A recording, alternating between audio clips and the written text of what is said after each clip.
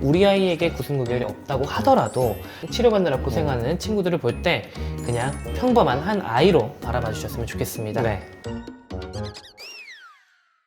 안녕하세요. 산성교TV의 미니아빠 시윤이 아빠입니다.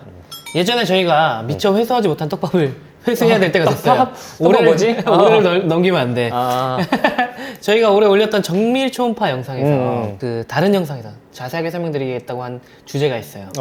바로 구순구결입니다. 네. 이게 구순구결이 얼굴에 나타나는 기형 중에 가장 흔하거든요. 정밀 초음파 때도 굉장히 자세히 보고 많은 부모님들이 걱정 많이 하세요. 맞아요. 그리고 이것 때문에 고생하는 아이들과 부모님들도 많으시고요. 네, 오늘 자세하게 한번 구순구결에 대해서 설명드려보도록 하겠습니다. 네.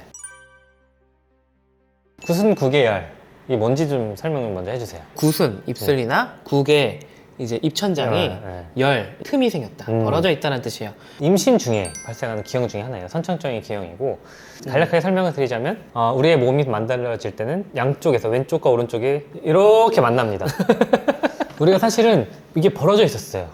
근데 맞아요. 이제 신경계랑 이런 게 발달을 하면서 이게 만나게 돼요. 근데 만날 때 여기가 예쁘게 잘 합쳐져야 되는데 그러지 못하고 벌어져 있는 상태. 어떠한 이유에서든 이 입술이나 입천장이 붙을 때 잘 안 붙으면 특히 두개골이 잘 이렇게 결합이 안 되면 거기 틈이 생기게 되고 그 질환을 우리가 구순구결이라고 불러요. 네. 근데 이거 종류가 엄청 많죠? 대표적으로 많이들 알고 계시는 모습은 여기 지금 띄워드린 그림 같은 모습일 텐데 종류가 엄청 많아요. 네. 입술이 한쪽만 조금만 이렇게 틈이 있는 경우, 완전히 틈이 있는 경우, 양쪽이 틈이 있는 경우, 입술하고 입천장이 같이 갈라진 경우, 입천장만 갈라진 경우, 조금만 알았어. 많이 엄청 많아요. 그러니까 네. 이게 되게 많고. 그리고 말씀드리고 싶은 게 이게 꼭 보이게 벌어진 것만 구순구결이 아니고요. 뼈는 안 다쳤는데 피부만 다친 경우도 있어요. 목점만 벌어져 있거나 아니면 아예 티가 안 나는 경우도 있어요. 그렇기 때문에 잘 진단을 해야 되고 네, 잘 진단이 좀 치료를 어렵죠. 네. 근데 많은 분들이 참 궁금한 게 만약에 뭐 형제 중에 누가 어렸을 때 이걸로 치료를 받았거나 아니면 본인일 수도 있죠. 본인이 치료를 받았거나 그러면 내 자녀에게도 이게 유전이 될까 이런 걱정을 굉장히 많이 하시는데 뭐 어떤가요? 가족력이 안타깝게 있습니다. 그래요? 네, 이제 부모님 중에 구순구결이 있던 분 중에는 자녀가 생길 확률이 한 15% 정도라고 하고요. 첫째가 있었던 경우에 둘째가 있을 확률은 한 4%. 어느 정도 그 유전자가 관여를 하는 것 같은데 정확히 어떤 유전자 때문에 생긴다? 이런 건 아직 밝혀지지 않았어요. 네.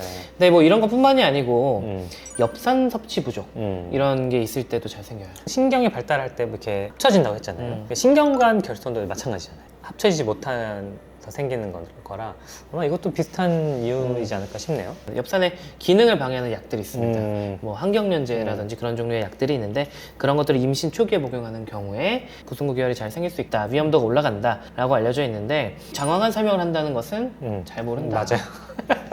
그래, 원인을 알면 딱 얘기를 하죠. 네. 근데 이제 또 특징적으로 다른 유전 질환이나 어떤 증후군 이거의 증상으로도 나타날 수 있어요. 예전부터 특히 이제 겉으로 봤을 때 갈라져 있는 경우 언청이라고 불렀었죠. 맞아요. 비하하는 뜻이 좀 있는 단어였는데 사실은 이게 미용적으로만 문제다 그러면은 살아가는데 뭐 교정을 하지 않아도 크게 문제는 없다. 큰 기형이 아닐 수도 있긴 한데 근데 이게 또 정도에 따라서 좀 위험할 수도 있잖아요. 이게 단순히 우리가 입술만 벌어져 있는 그런 타입만 생각해서 그래요. 입술이 갈라진 게 미용적으로 문제가 되기는 하지만요. 심한 경우에는 입천장이 벌어져 있거나 아니면 코도 이제 비대칭이 되는 경우도 있어요. 그래서 미용적인 측면만 보더라도 생각보다 심각한 문제인데 근데 이제 살아가면서 중요한 게 우리 먹는 거잖아요. 근데 먹는 거 뭘로 해요? 입으로 먹었지. 그쵸. 무언가 삼킬 때는 입천장이 있고 혓바닥이 있으면 혓바닥이 입천장을 눌러주면서 삼키잖아요. 그렇지. 근데 입천장이 여기 벌어져 있어. 그럼 혀가 삼키려고 이렇게 눌러주면 코로 올라요. 빨아도 코로 넘어가기도 하고 입술 틈으로 새어나오기도 하고.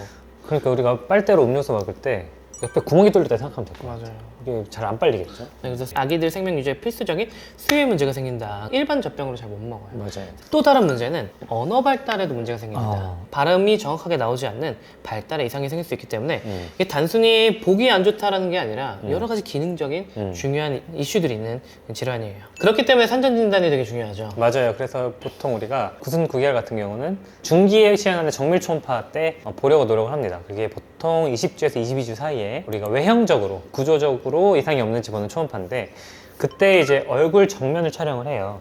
그래서 이제 코랑 입술 다 나오는 장면을 찍어가지고 특히 이제 윗입술 라인이 일직선으로 잘 있나 그리고 코랑 입술 사이에 벌어진 틈은 없나 주의 깊게 관찰을 하게 됩니다. 이게 괜히 초음파 찍을 때 여기가 입술입니다 괜히 보여주시는 게 아니에요. 네, 그냥 뭐 예쁘라고 보여주는 것도 있지만 네. 구순 구개열을 보려고 찍는 장면이다. 그리고 어떻게 보면 좀 다행인 게 그때만 보는 게 아니고 얼굴은 그 뒤로도 볼 수 있으면 계속 봐요. 되게 경미한 수준이다. 아주 약하게. 맞아, 약하게 오는 경우가 있어요.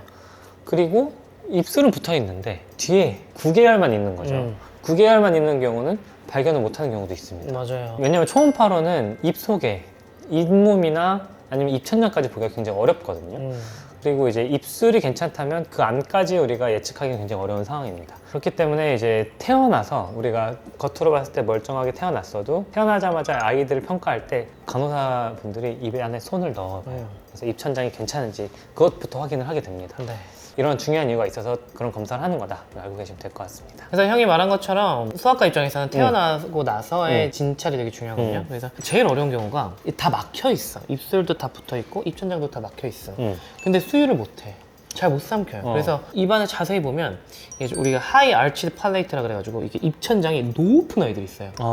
그냥 높게 생긴 걸 수도 있지만 안에 뼈는 안 다친 거야. 살만 있는 거야. 그래서 높이 올라간 경우도 있고 아니면 목점만 이렇게 갈라져가지고 하트 모양인 경우도 있어요. 네. 그래서 그런 경우에도 우리는 한 번씩 더 검사를 해보고 이제 진단을 내리려고 합니다. 왜냐하면 이 진단을 해야 아까 같은 후유증이 안 남기 때문에. 맞아요. 네.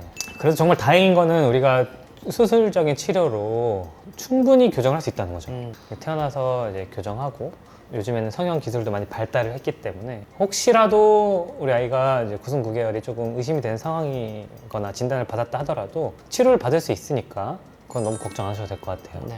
근데 이런 말씀 드리면은 꼭 그 질문하시지 않으세요? 뉴스 보니까 태아 수술도 있던데 맞아요. 네. 안 해주시나요? 개인적으로도 주변에서 많이 질문을 해요. 그러니까 태아 수술이라는 게 뭐냐면 임신 중에 하는 수술이에요. 그러니까 임신 중에 뱃속에 있는 아이한테 수술을 하는 건데 태아 수술 같은 경우는 굉장히 제한적으로 수술을 진행을 하게 됩니다. 나타날 수 있는 합병증 자체가 안 좋은 것들이에요. 맞아요. 양수가 터진다거나 조산하고. 뭐 심하면 네, 그렇죠. 유산하거나 아니면 그 안에서 출혈이 좀 많이 생긴다거나 단순히 이제 입술 미용적인 이유 때문에 그 리스크를 감당할 것이냐 그거에 대해서는 좀 여전히 고민이 많죠. 다른 선진국도 마찬가지라고 해요. 동물 실험 결과 해보니까 흉도 안 지고 입술만 닫아놨더니 얼굴뼈까지 따라 붙더라. 뭐 이런 효과가 좋다는 게 동물 실험 결과로 나타났지만 의학적인 치료는 부작용과 작용 둘 중에 저울질을 해야 되는 문제인데 부작용이 너무 크다 보니까 실제로 시도하는 경우는 거의 없습니다. 맞아요. 그래서 이제 지금은 태어나서 치료하는 게 기본적인 치료 방법으로 되어 있습니다. 아마 구순 구개열이 좀 의심이 되는 상황이면 그런 아이들을 전문적으로 볼 수 있는 병원으로 아마 안내를 받으실 거예요. 아이들의 정도에 따라서 뭐 어떤 타입이냐에 따라서 그리고 병원의 치료 방침에 따라서 좀 다를 수 있지만 대략적으로 어떤 치료 과정을 겪는지 설명을 드려보도록 하겠습니다. 네. 가장 우선 태어나면 바로 치료라기보단 먹기는 일단 해야 되잖아요. 맞아요. 일단 먹어야지. 그래서 특수 젖꼭지를 사용합니다. 9개월이 포함된 경우죠. 구순열만 있거나 9개월도 가벼운 타입인데 일반 젖병으로 잘 먹는 아이들은 일반 젖병으로 먹이는데 9개월이 크거나 일반 젖병으로 먹었을 때 계속 코로 올리는 아이들 코로 올리는 것뿐만 아니라 살이 더 많이 들거든요. 그러다 보면 폐렴 걸릴 수도 그쵸. 있어요. 그렇기 때문에 그런 아이들은 이 젖병 꼭지가 기다란 게 있어요. 기다란 젖병 꼭지를 가진 걸로 직접 목에다가 쏘는 거죠. 특수 젖병을 사용해서 일단 수유를 한다. 이게 첫 번째 치료 방법이고요. 네. 그 다음에는 교정을 해줘야겠죠. 생후 한 10주경쯤 되면은 입술 봉합 수술부터 합니다. 입술부터 일단 1차로 닫아줘요. 여기를 닫아줘야 먹을 때도 괜찮아요. 그리고 경우에 따라서는 코나 입천장 보형물을 넣는 경우가 있습니다. 그런 걸 넣어서 한 6개월 이상 착용을 하고요. 그 다음에 치료가 한 돌 전후에 입천장 수술하고 수술이 바로 안 되면 교정을 먼저 하게 돼요. 그 다음에 돌쯤 되면 언어평가하고 치과 검진도 같이 하게 되고요. 만 4살에서 6살쯤 되면 한번 꼬맨 거 흉터 치료를 또 한 번 하기도 하고 입천장이 한 번에 안 다쳤으면 2차 수술하기도 하고 코 쪽 수술도 하기도 하고 이런 수술도 함께 진행을 하게 됩니다. 네. 그리고 이제 최종적으로 이제 흉터 관리, 미용 관리 하는 거는 사춘기 이후에 이제 성인이 되기 전에 시행을 하게 돼요. 그리고 이 중간중간에 언어평가 계속 해야죠. 치과도 사실 이게 다 안 다쳤으면 치과 치열도 흐트러지니까 교정해야죠. 치과 검진 그러니까 해야 되죠. 그러니까 이게 평생 한 20년 치료해야 되는 거예요. 그러네요. 쉽지 않네. 그래서 굉장히 힘든 치료입니다. 네. 근데 저는 학생 때 아직도 이게 기억이 나는데 구순 구개열 치료 방법 중에 특히 이제 구순열에 대한 성형외과 치료 있죠. 그게 우리나라에서 발달을 한 수술법이라고 합니다. 맞아요. 우리 6.25 전쟁이 끝나고 나서 미국에 있는 군의관이 우리나라에 있는 아이들 중에 구순열 있는 아이들을 대상으로 수술을 하다가 수술법을 개발을 했어요. 근데 그게 굉장히 효과가 좋고 미용적으로도 흉터가 많이 안 남는 방법이어서 지금까지도 그 수술 방법을 사용을 하고 있습니다. 의미가 깊은 거는 그 수술법을 우리나라 성형외과 선생님들이 다시 또 배우셔가지고 다른 어려운 나라에 가서 지금도 봉사활동을 하고 계신다는 거. 맞아요. 우리나라뿐만 아니고 해외에도 이런 사례가 많다는 뜻이죠. 그러니까 구순구계열이라는 것 자체가 생각보다 흔한 것 중에 하나입니다. 구순구계열이 태어나는 아이들 650명 중에 1명 정도 아니면 적게는 한 1000명에 1명 정도 생긴다고 해요.